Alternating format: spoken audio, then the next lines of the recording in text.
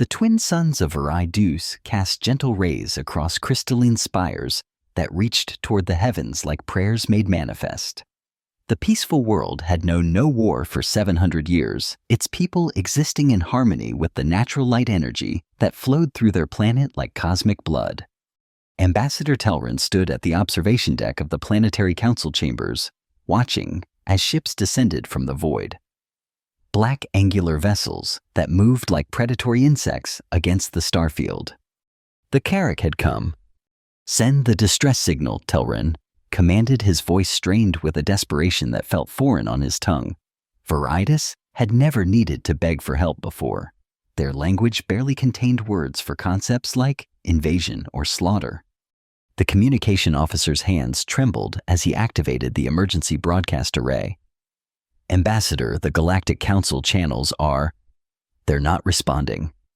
Telrin watched another squadron of Carrack warships take position above their largest city. The raiders were methodical, surrounding Viridus like carrion birds around a dying animal. Try again. Every frequency, someone has to answer. Hours passed. The silence from the galaxy's governing body stretched like an open wound. The Carrack began their descent, and Telrin could see the orange glow of weapons charging in the distance. "Sir." The communication officer's voice cracked. "I've been routed to... I think it's an Earth channel. The signal's getting through." Earth. Even Telrin knew that name. The Deathworld. The planet whose inhabitants had somehow survived conditions that would kill most galactic species without life support. They'd recently joined the Galactic Council, though many members still regarded them with suspicion and fear. "Send the distress call anyway," Telrin ordered. What did they have to lose? The message went out into the void. "This is Viridus requesting immediate assistance. We are under attack by Carrack raiders. Population centers are defenseless. Please respond." For 3 minutes there was only static. Then a voice answered, calm, measured with an accent Telrin had never heard before. "Message received. Vessel silencer en route. ETA 72 hours." The line went dead. Telrin stared at the communication console. 72 hours. The Galactic Council would take weeks to even convene a meeting to discuss an intervention, and that was if they decided Viridus was strategically important enough to save. But Earth had responded in minutes. A new transmission came through on the emergency Galactic Council frequency, too late as always. "Viridus, this is Council Command. We've received reports of Carrack activity in your sector. A peacekeeping force will be assembled within 10 standard days to assess the situation." 10 days. Telrin almost laughed, but the sound caught in his throat. By then, there would be nothing left to assess but ash and bone. Another transmission.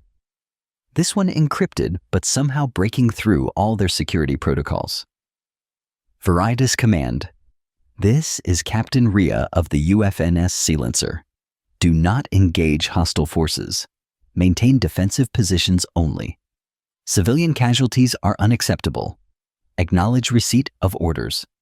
Orders. The humans were giving them orders. Telrin found himself nodding to no one in particular. "Send acknowledgement. Tell them we understand." The next 60 hours passed like a slow descent into nightmare.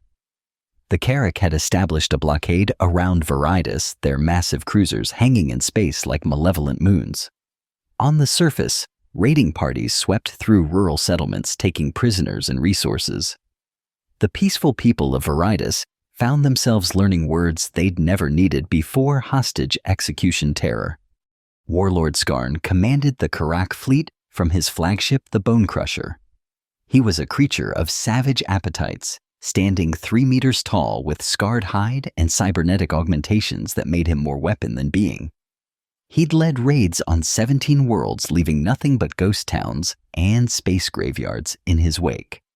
Admiral, one of his lieutenants, reported, "Bumbotumerbid. Our sensors have detected a single vessel approaching from the direction of the Sol system." Skarn's 4 eyes focused on the tactical display. "Galactic Council." "No, sir. The signature doesn't match any known Council vessel. It's small, possibly a scout." Skarn laughed a sound like grinding metal. "One ship, the Earth Monkeys, send one ship against my entire fleet." He gestured with a massive claw toward the viewport, where his 12 heavy cruisers and 40 destroyer-class vessels maintained their positions. "Let it come. We'll add another wreck to our collection." The silencer emerged from the quantum fold, 3 astronomical units out from Viridius.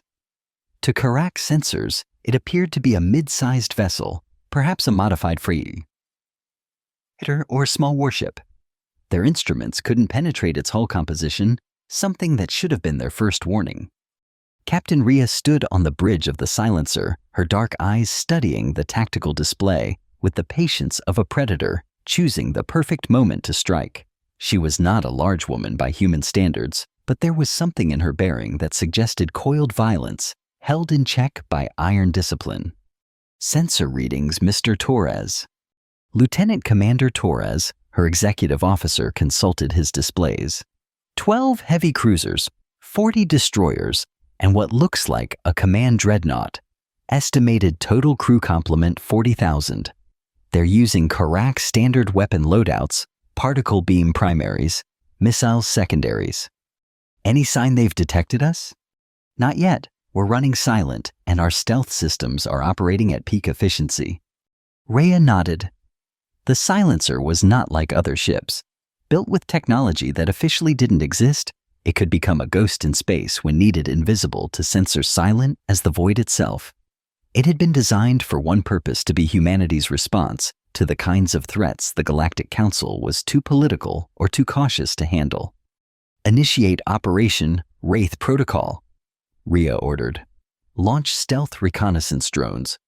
I want detailed scans of every ship in that fleet, identification of command structures, and real-time tracking of surface operations." The drones deployed like seeds on cosmic wind, invisible and silent, spreading throughout the Karak formation.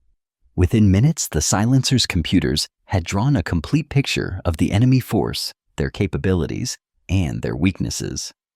Captain Lieutenant Commander Torres reported, "We're receiving telemetry from the surface. The Karak have taken civilian hostages in the capital city. It looks like they're using them as leverage against any planetary resistance." Rhea's jaw tightened. Estimated numbers: several thousand, including children. They're being held in the central plaza under heavy guard. And the Karak ground forces: approximately 5,000 raiders spread across major population centers.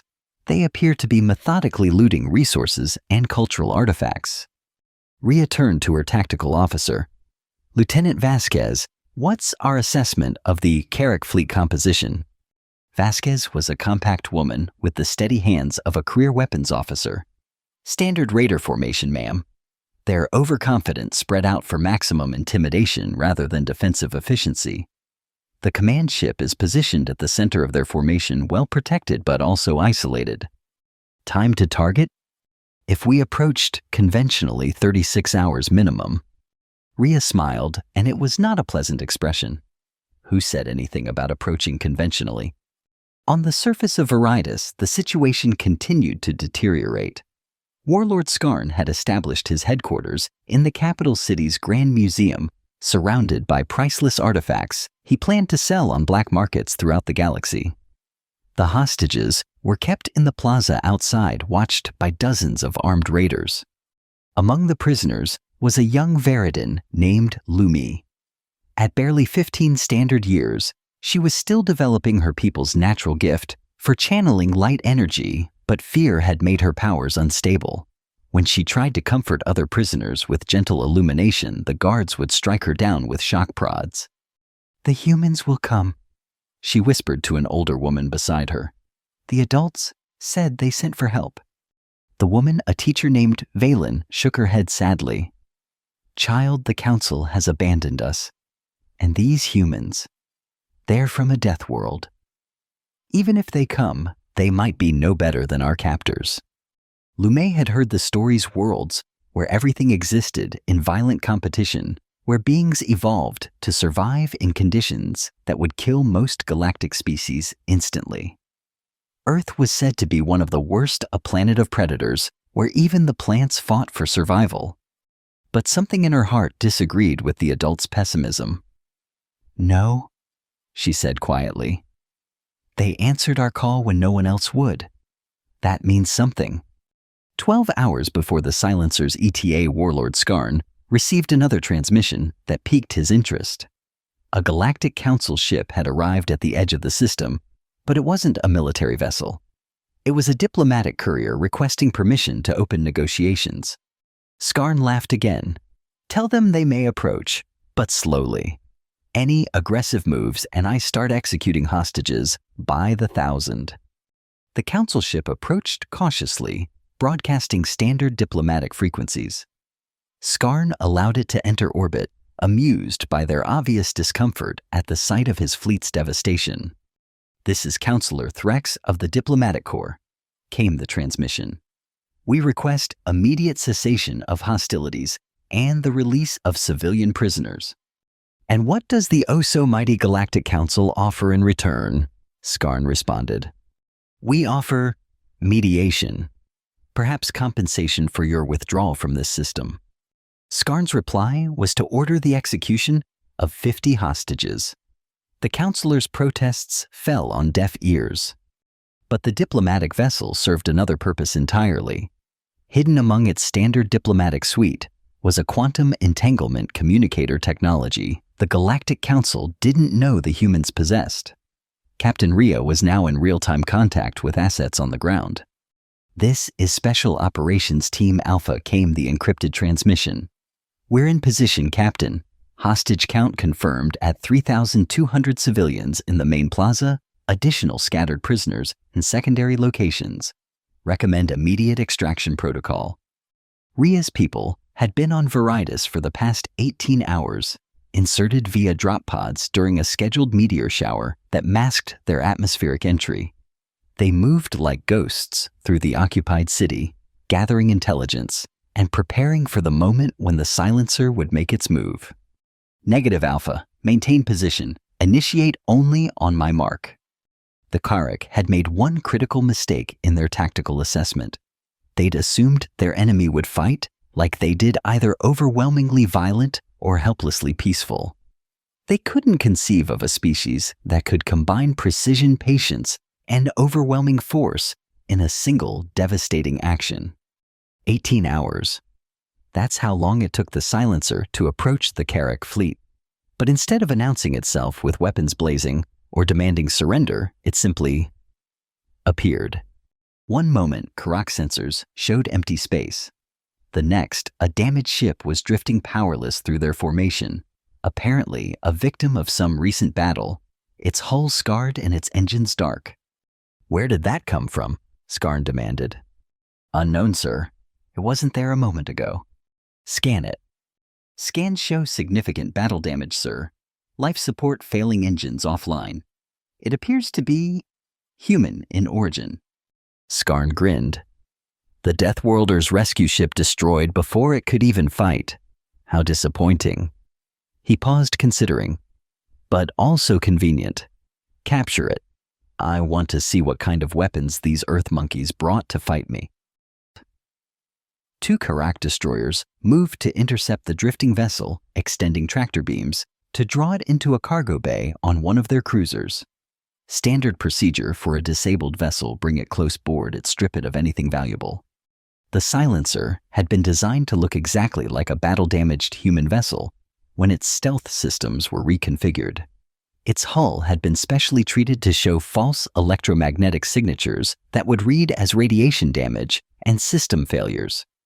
To every scanner in the Karrak fleet, it was just another piece of space debris. Captain Rhea stood calmly on the bridge as the tractor beams locked onto her ship. "All stations prepare for close-range engagement. Gunnery arm all weapons, but keep them powered down until my command."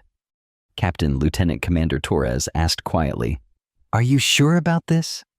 Rhea's smile was sharp as a blade. "Mr. Torres, these raiders have spent their careers preying on defenseless worlds. They expect their enemies to either run or die quickly. They've never faced an enemy that willingly walks into the tiger's den." The Silencer was drawn into the cargo bay of the Karrak cruiser, throat ripper. As the massive bay doors closed, sealing the human ship inside, Karak boarding parties assembled. They expected to find either corpses or wounded survivors begging for mercy. Instead, they found hell. The moment the cargo bay was sealed, the silencer's true capabilities activated.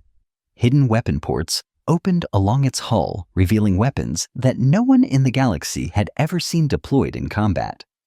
The ship's reactor, which had appeared nearly dead on sensors, suddenly blazed to full power. "All weapons free," Rhea commanded calmly. "Target the reactor core, make it clean." The throat ripper died in 4 seconds. The silencer's weapons, designed for close-range engagement in exactly this scenario, tore through the cruiser's interior like paper. The ship's death scream lasted longer than its resistance. But that was just the beginning. As the throat ripper exploded, the silencer emerged from the fireball like a phoenix of destruction. Every weapon system activated simultaneously, targeting the closest threats with precision that bordered on prescient. The ship that had seemed powerless and dying revealed itself to be the most dangerous predator anyone in the Karak fleet had ever encountered. Skarn watched in shock as his ships began dying. Not fighting dying, the small human vessel moved through his fleet like a virus through a bloodstream, appearing where it was least expected, striking where its enemies were weakest, and disappearing again before return fire could find it. "What is that thing?" he roared. His tactical officer's hands flew over his controls, trying to track the human ship as it vanished and reappeared throughout their formation. "Sir, it's not following any known tactical doctrine. It's like it knows exactly where our weak points are." The silencer did know. The reconnaissance drones deployed hours earlier had mapped every ship in the fleet down to the molecular level. The human computers had run thousands of attack simulations, calculating optimal approach vectors, weapon loadouts, and escape routes. What looked like chaos to the Karak was actually a perfectly orchestrated dance of destruction. But Rhea had other considerations beyond pure military victory. Every second the battle continued was another second that hostages on the surface remained in danger. "Lieutenant Vasquez, initiate communications jamming. I don't want anyone planetside receiving orders to execute prisoners." "Jamming in effect, Captain." "Special operations teams, you are weapons free. Commence liberation operation." On the surface of Viridius, the Karak guards noticed the sudden silence from their fleet above. Communication attempts met only static. The orbital jamming was so complete that they couldn't even confirm their ships still existed. Warlord Skarn's lieutenant, a scarred veteran named Grok, began to pace nervously. "Something's wrong. The fleet should have responded to our status request." Before he could probe further, shadows moved in the buildings surrounding the plaza. The human special operations teams had been waiting for this moment, positioned with sniper rifles and close combat weapons, their movements coordinated by quantum communicators that cut through the jamming like hot knives through butter. The executions began without warning, not of hostages, but of their captors. Karak sentries dropped silently, taken down by precision shots from weapons that made no sound. Guards who turned to investigate found nothing but shadows and death. In less than 2 minutes, the perimeter was cleared of threats. Lumi watched in amazement as figures in strange armor emerged from the darkness. Humans. They moved like liquid death, efficient and purposeful. But when they spoke to the hostages, their voices carried surprising gentleness. "Stay down," one of them commanded, in accented but clear Veridan. "We'll have you free in a moment." The human soldiers worked quickly to remove restraints and guide civilians to safety. What struck Lumi most was how they positioned themselves always between the Viridians and potential threats, using their own bodies as shields for people they'd never met. But Grok had noticed the systematic elimination of his forces. He activated the plaza's execution platform, a horrific device the Karak had installed to intimidate the population. "Stop!" he roared. "One more move and I activate the death field. Every hostage in this plaza will be vaporized." The humans froze. Lumi could see their weapons tracking the Karak lieutenant, but the execution platform was automated. If Grok died, it would trigger automatically. That's when Lumi did something that surprised everyone, including herself. The young Veridan stepped forward, her hands beginning to glow with the soft light energy her people were known for. But instead of the gentle illumination typically associated with her species, this light was focused, sharp, controlled. "Grok!" She called out, her voice carrying across the plaza with unexpected authority. "Look up." In the sky above, the silencer had emerged from its battle with the Karak fleet. The human ship hung in the night sky like a dark star, and around it drifted the burning remains of the Raider Armada. 41 ships destroyed in less than 20 minutes. Grok's eyes widened in disbelief. Impossible. The fleet had... Lumi's light struck him. Then not as a weapon, but as a restraint. The energy wrapped around the Karak lieutenant like luminous chains, holding him immobile while a human soldier disabled the execution platform. "How did you?" the soldier began. "Your captain said civilian casualties were unacceptable," Lumi replied, still maintaining the light bonds around Grok. "I decided she was right." The liberation of Viridis was completed in 6 hours. The remaining Karak forces cut off from their leadership and faced with human soldiers who seemed to blend seamlessly with the shadows, surrendered or fled. Warlord Skarn himself was captured alive, a detail that would later prove significant when he was delivered to Galactic Council justice and revealed the locations of 17 other worlds he'd raided. Captain Rhea finally set foot on Viridian soil 36 hours after answering their distress call. She met with Ambassador Telrin in the restored council chambers, where morning light streamed through the crystal spires, as if nothing had ever threatened to extinguish it. "Captain Rhea," Telrin began, struggling to find words adequate to the moment. "How do we thank you for what you've done?"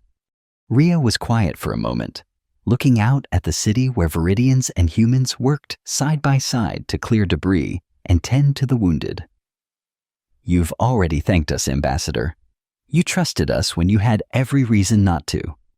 The Galactic Council will want to know about your ship, your weapons, your capabilities." "Let them wonder," Rhea replied calmly. "The silencer wasn't built to fight in wars of conquest. It was built to answer calls like yours when the galaxy's peacekeepers prove inadequate to the task." Telrin nodded slowly. "There's something you should know. The Council finally arrived this morning. They're surprised by what they found." "I'm sure they are. They expected carnage, bodies, a world broken by war between different kinds of monsters." Rhea almost smiled. "And instead, they found a Deathworld species teaching Veridan children how to grow earth plants. They found human medics working alongside our healers. They found..." He paused, searching for the right words. "They found hope." A new voice interrupted their conversation. Lumi entered the chambers, no longer the frightened child who had cowered in the plaza, but a young woman who had found her courage in the darkest moment. "Captain Rhea," she said formally, offering the traditional Veridan greeting of hands to heart. "I wanted to speak with you before you leave." "Of course. Will you be going back to Earth now?" Rhea considered the question carefully. "Eventually, but the silencer will remain in this sector for a while. There are other worlds that might need our help." Lumi's eyes brightened. "And if Veridis wanted to learn about Earth, about humans, would that be possible?" "More than possible," Rhea assured her. "I think there's a great deal our peoples could learn from each other." Telrin stepped forward. "Captain, I've been authorized by the Viridian Council to make a formal proposal. We wish to establish a defense pact with Earth, not through the Galactic Council, but directly. A mutual protection agreement between our worlds." Rhea raised an eyebrow. "That's unprecedented, Ambassador. The Council won't approve." "Then we'll withdraw from the Council," Telrin said firmly. "They abandoned us when we needed them most. You didn't. We remember who our true friends are." Over the following weeks, the story of Veridis spread throughout the galaxy like ripples in cosmic water. The peaceful world that had been written off as lost had not only survived but had emerged stronger, protected by beings from a world so dangerous that most species required environmental suits just to breathe its air. The Galactic Council found itself facing an unprecedented situation. How do you deal with a species that responds to diplomatic emergencies with overwhelming violence, but uses that violence with such precision that civilian casualties are essentially zero? How do you categorize beings who can be more terrifying than any known weapon yet, who risk their lives to save strangers? More importantly, how do you explain to the galaxy that the monsters from the Deathworld Earth were being hailed as heroes by the very people they'd saved? The answers came slowly through careful observation and hesitant contact. Earth, it seemed, operated on a principle that the Council had never quite grasped, that true strength wasn't measured by your capacity for destruction, but by your willingness to risk everything to protect those who couldn't protect themselves. Captain Rhea stood once more on the bridge of the Silencer, watching Viridis recede as the ship prepared for its next patrol. They'd established a permanent diplomatic mission on the peaceful world, and the first exchange students would be arriving on Earth within the month. Captain Lieutenant Commander Torres reported, "We're receiving a transmission from Galactic Council Command. They're requesting a full tactical briefing on our operations here." Rhea considered this for a moment. "Reply that our mission logs are available through standard diplomatic channels. If they want to understand how we operate, they're welcome to ask nicely. And if they press for more detailed information," Rhea's smile could have cut diamond, "then remind them that they had 72 hours to help a defenseless world and they chose to do nothing. We helped because it was the right thing to do. If that concept confuses them, I'm not sure a tactical briefing would clarify matters." As the Silencer jumped to faster-than-light travel, leaving Viridis safely behind, a new understanding began to spread through the galaxy. Earth hadn't sent a rescue ship. They'd sent something much more valuable, a promise.